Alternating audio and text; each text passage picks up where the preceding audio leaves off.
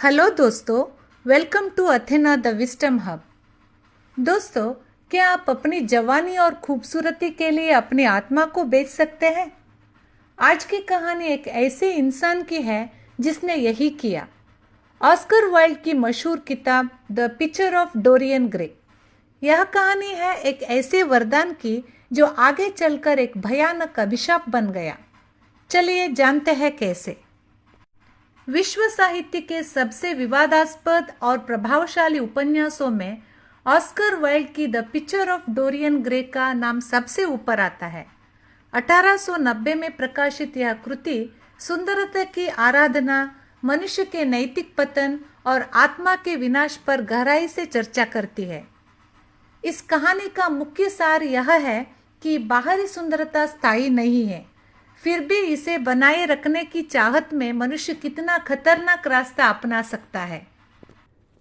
यह कहानी लंदन के धनी वर्ग के बीच घटित होती है, जहां तीन मुख्य पात्र हमारा ध्यान आकर्षित करते हैं। बेसिल हॉलवर्ड, सुंदरता की पूजा करने वाला एक समर्पित कलाकार, जिसे डोरियन ग्रे की सुंदरता से प्रेरणा मिलती है। लॉर्ड हेनरी वैटसन, बेसिल का मित्र, जो विलासितापूर्ण जीवन का समर्थन करने वाला एक चतुर वक्ता है। उसकी बातें सुनने में तो सुंदर लगती है, लेकिन वे व्यक्ति की नैतिकता को भ्रष्ट करने की शक्ति रखती है। डोरियन ग्रे, कहानी का नायक, जो शुरुआत में मासूम, अत्यंत सुंदर और आकर्षक युवक है। कहानी बेसिल के स्टूडियो से शुरू होती है, जहां उसने डोरियन का एक अद्भुत पूर्ण आकार का तैल चित्र पेंटिंग बनाया है। वह चित्र इतना जीवंत है कि स्वयं डोरियन भी उसे देखकर चकित रह जाता है। पेंटिंग को देखते हुए लॉर्ड हेनरी डोरियन से कहता है, आज तुम सुंदर हो, लेकिन उम्र के साथ तुम्हारी त्वचा पर झुर्रियां पड़ेगी और आंखों की चमक फीकी पड़ जाएगी। यह पेंटिंग हमेशा जवान रहेगी, लेकिन तुम बूढ़े हो जाओगे।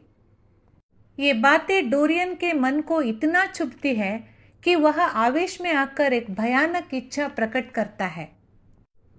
मेरी जगह इस पेंटिंग की उम्र बढ़े, मेरे द्वारा किए गए पापों के निशान इस चित्र पर उभरे और मैं हमेशा इसी तरह एक सुंदर युवक बना रहूं। इसके लिए मैं अपनी आत्मा तक देने को तैयार हूं। अनजाने में ही डोरियन अपनी आत्मा बेचने के एक समझौता पर हस्ताक्षर कर देता है। डोरियन सबसे पहले सिबिल वेन नामक एक गरीब अभिनेत्री के प्रेम में पड़ता है। सिबिल शानदार अभिनय करती थी, लेकिन डोरियन से प्रेम होने के बाद वह कला से अधिक वास्तविकता को महत्व देने लगती है और मंच पर खराब अभिनय करने लगती है। केवल सुंदरता और कला से प्रेम रखने वाला डोरियन उसे अत्यंत क्रूरता से टुकरा देता है। इससे आहत होकर सिबिल आत्महत्या कर लेती है। घर आकर जब डोरियन अपनी पेंटिंग देखता है तो वह कांप उठता है। पेंटिंग के चेहरे पर एक हल्की सी क्रूर मुस्कान दिखाई देती है। उसकी इच्छा सच हो गई थी। उसकी गलती का दाग उस चित्र पर उभर आया था। डरा हुआ डोरियन उस पेंटिंग को घर की ऊपरी मंजिल के एक पुराने कमरे में छिपा देता है। अगले 18 वर्षों तक डोरियन लॉर्ड हेनरी की हेडोनिज्म, सुखी जीवन का लक्ष्य है, सिद्धांत का पालन करता है। वह शराब, व्यभिचार, धोखाधड़ी और कई लोगों के जीवन को बर्बाद करने वाला कामों में लिप्त हो जाता है।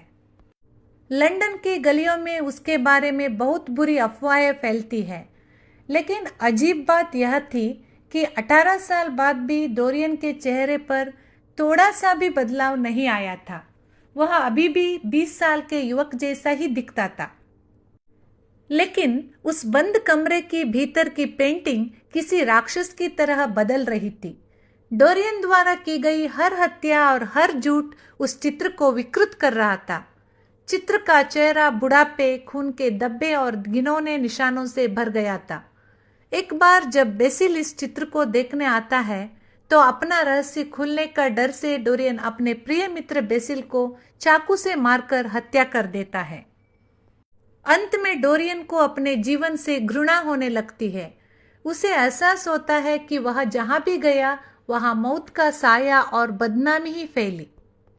वह अच्छा बनने की कोशिश करता है, लेकिन वह चित्र अभी भी विकृत ही रहता है।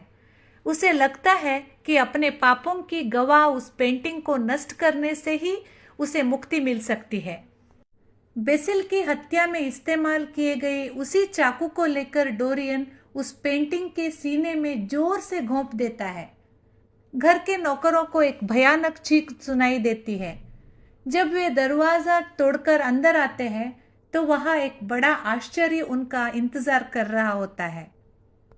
दीवार पर लगी पेंटिंग पहले की तरह एक अत्यंत सुंदर युवक की पेंटिंग थी, लेकिन फर्श पर एक विकृत झुर्रियों वाला चेहरे वाला और घिनौना देखने वाला एक बूढ़ा व्यक्ति मृत पड़ा था।